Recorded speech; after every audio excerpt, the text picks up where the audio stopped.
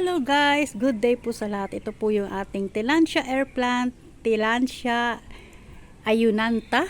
Ayan, yan po siya. Ayan guys, ito lang, dito lang po ito nakalagay. Ito, dito lang po ito siya nilalagay kasi nga dito, at least dito, meron po siyang tilamsik minsan ng ulan, pagka may ulan at saka init ng araw. Ayan, tingnan nyo naman, ganda-ganda. Ayan mga kasama niya guys, hindi pa masyadong nagbubulaklak, pero itong iba dito na bulaklak na. Kaya lang ito yun ngayon, ito tatlo yung kanyang bulaklak din ngayon.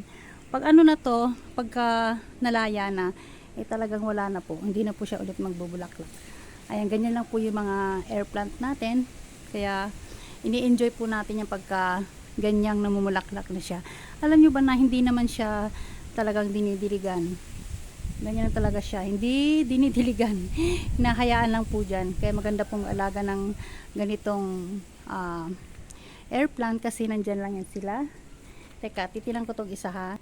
Gaya nito guys, ano dito lang oh, sinasabit lang ito, sinasabit ko lang ito dito. Ayan, para meron naman yung ganyan ng konti. Ayan, diyan ko lang sinasabit yan, at yung iba nga ay naandito sa may puno. Ayan, ayan, thank you guys sa panunod sa aking mga video. Please follow, like, and share. Thank you. Subscribe, like, and share also. Thank you.